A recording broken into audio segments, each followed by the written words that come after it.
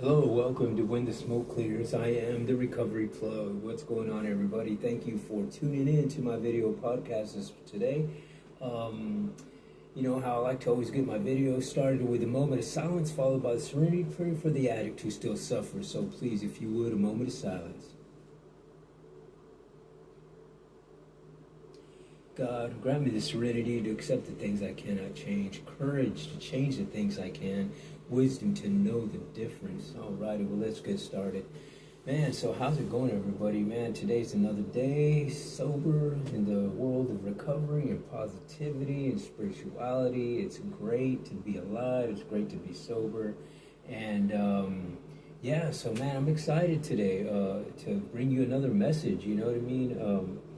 I was kind of pondering on what, the subject of today's, video topic was going to be, and I'm just going to go ahead and stem off of a meeting that I had earlier today. I was over at one of my peer support groups that I attend through the VA. It's a veteran-based support group for substance abuse, and for addiction, substance abuse, the whole 9 yards. So at any rate, there's a group of about maybe 10, 12 of us. And today, I think almost everybody showed up. There was a couple of new people today, and it was great. So one of the topic was that I was discussing in the group was the topic of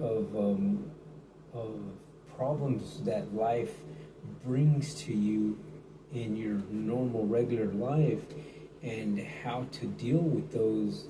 And I gave a story of which I'm going to share with you guys, of my day, one of the days I had last week. And it was earlier this week. I'm sorry, but I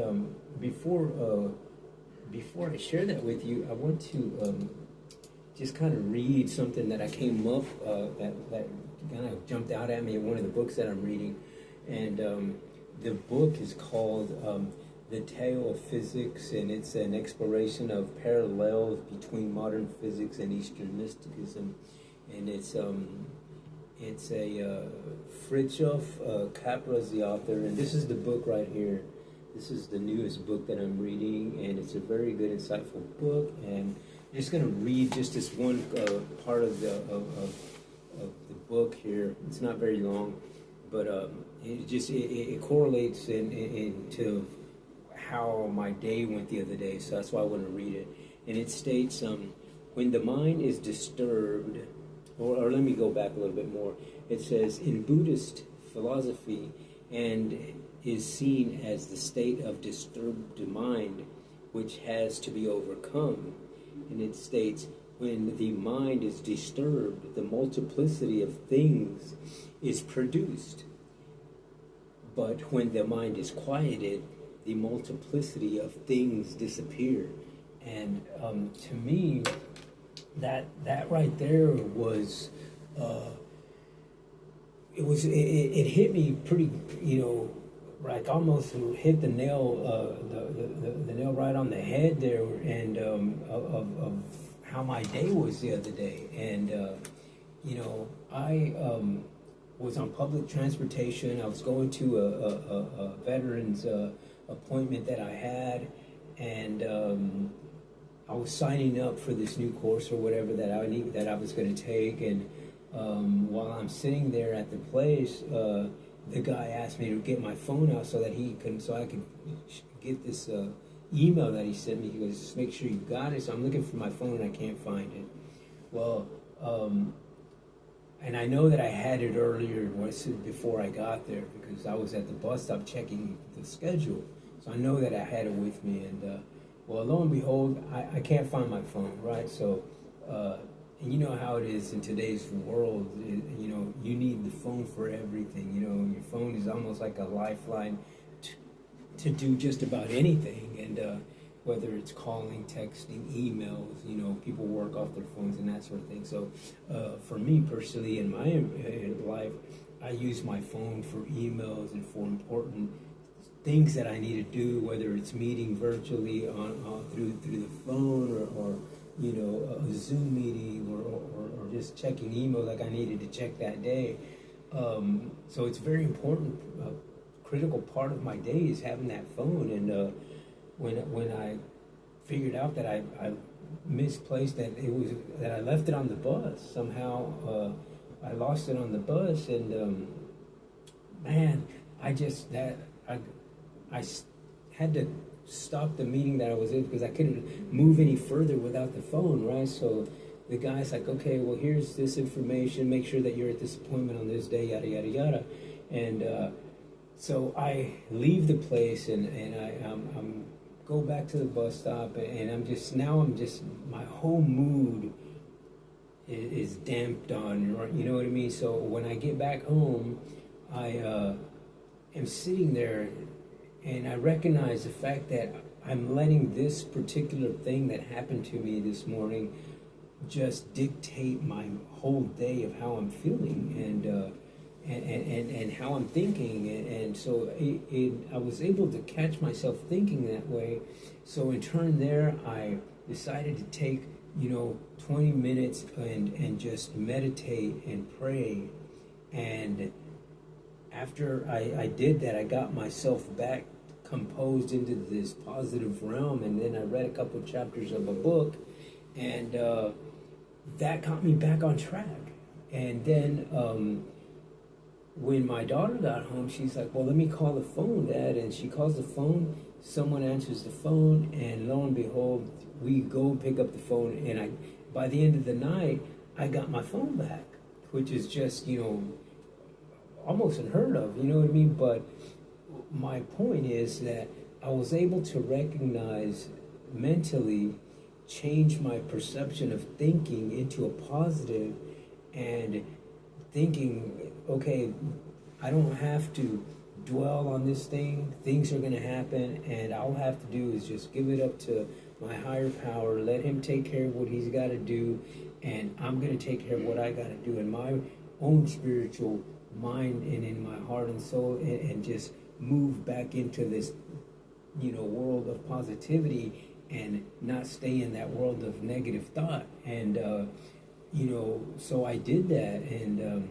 lo and behold, I get my phone back and everything is right, okay, you know what I mean? I'm moving along, so I ended the day, that night on a good note, and I meditated some more, prayed, and then, went to bed and that sort of thing. But, so it was just one of those things that I'm wondering, I just got to thinking about it, and I'm thinking, man, you know what? Had I been in the world of addiction still, had I been still in that stronghold with that negative lifestyle, I would have not done what I did. And I would have let that be a crutch for me to go pick up and use, and for me to stay negative, and for me to stay angry, for me to stay just in this whole, why does this have to happen to me type thing, you know what I mean? And but I was able to move past that and stay on this positive note of spirituality and recovery and have a different mindset. And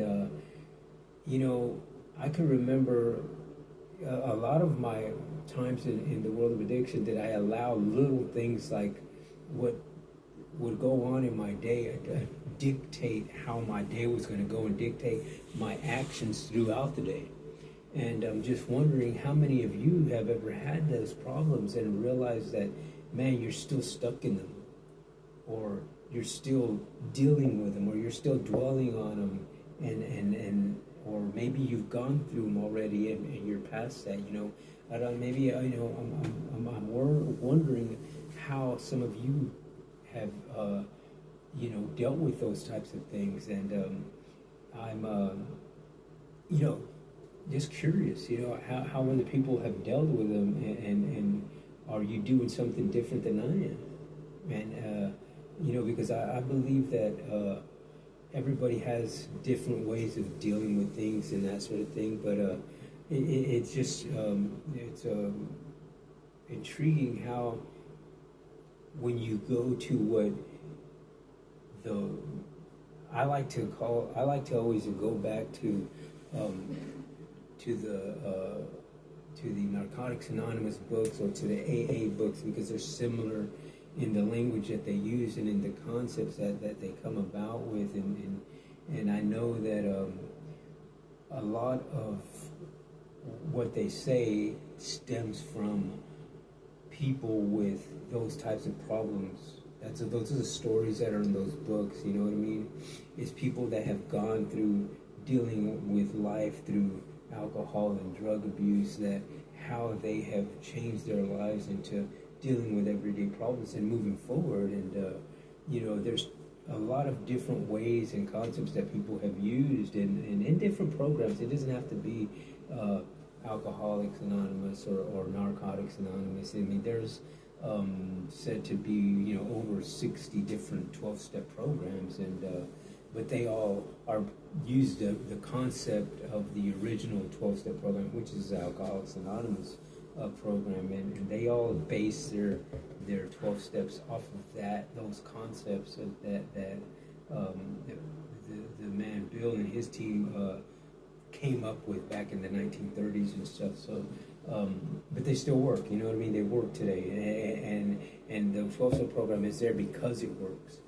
And it says in those books, rarely do we see anybody fail who have stuck to these 12-step principles and exercises. And I'm a firm believer in that because I've done that before. I've done the 12-step programs multiple times, and it got me years and years of sobriety, and so I know that it works, and I know that for a fact that when I stop indulging in a recovery program and in a faith-based program, whether it's recovery community, faith-based community, when I had those two things in my life went great.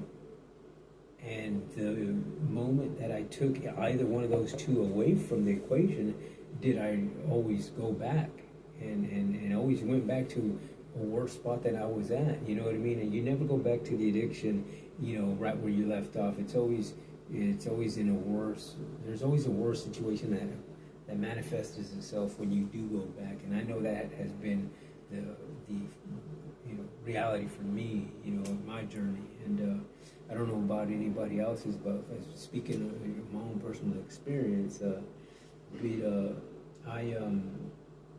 so I think that being aware of those types of things, like I was aware of how my day was going, and being able to recognize the mentality that I had when I got into a situation, and it just happened to be my phone being lost. And for something so small to dictate how my thought process is and how my day was going to go, I was really excited that I was able to recognize that and to intellectually know.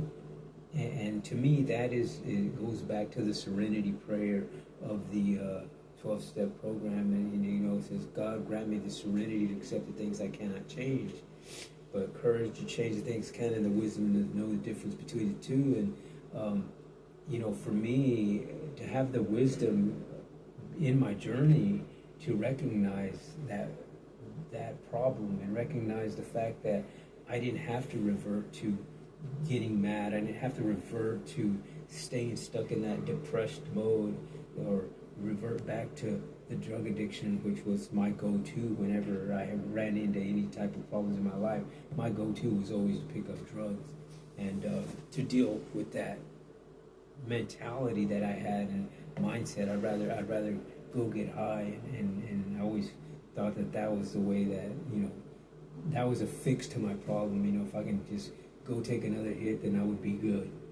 But ultimately I knew that I didn't, and it just crashed and burned, and it didn't lead me to a good stint of sobriety, that's for sure. So but I was just grateful that I was able to recognize myself and my mentality and direct it back into a positive realm, and and back into doing something positive and not staying in that negative state.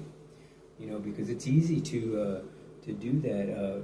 There was I've attended many motivational speaker seminars and stuff like that throughout my life, and one of the things that always sticks out to me is a lot of motivational seminars talk about finances, right? So one of the things that a lot of these people had in common when they talked about some finances said, and if you want to be a millionaire, if you want to have what the millionaires have, do what the millionaires do.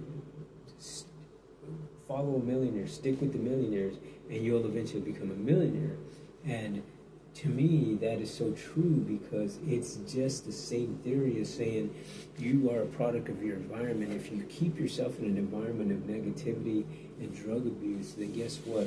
You're going to eventually do exactly what they're doing, and you stay there. And I know for me personally, when I involved myself in that and I stayed in that lifestyle, man, was it a hard thing to break off of, because everything I did attracted nothing but that. You know what I mean? And it wasn't until I had to extremely change the way my mentality was in these surroundings that I surrounded myself with. My environment had to be positive, and it had to be something that I did on a daily basis that would keep me in this positive realm and in this spirituality realm. So I know that through experience to be a way to change your habits, and in a way that it works. Obviously dedication and just being disciplined to doing that. It's a hard thing to do when you are homeless, when you are jobless, when you are, have all these things that these problems, life's problems. When you have all those things and you let that consume you, it's a hard thing to get out of. And I understand that. But what I do understand also is the fact that the more that you do it, whether it's just little chunks at a time throughout your lifestyle you've changed, then it eventually works. You know what I mean? And it's a self-paced way of life. You know what I mean? And depending on how tired you are of that negative and dark lifestyle will determine how soon it is that you'll be getting out of it. Because I know for me personally, I had to change everything. I had to change the way I thought. I had to change the way I, lived, in a sense of changing the people I hung out with, changing the places that I lived at, changing the people that I dealt with on a daily basis, and changing those type of friends and acquaintances to these new and not sometimes not new, but to go back to this lifestyle that I already knew that worked. And that was my recovery lifestyle, my 12-step program lifestyle, my faith-based lifestyle. And when I did that, I got back in sync with where I know that life works for me in a positive sense, and it allows me to be happy and thankful and grateful and wanting to help other people. You know what I mean? Because when I'm stuck in that addiction and that darkness, I don't want to help nobody. You know what I mean? I'm on that I don't give a F mode, and I don't care what happens to you, to me, to anybody. Whether it's friends or family, it didn't matter, because all I was thinking is the use.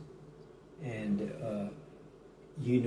once you got into the use and once you started using, then you would start remembering it. Oh man, I treated this person this way, or gosh man, now what's going to happen? And you start just, in your mind starts revolving, and it keeps you stuck.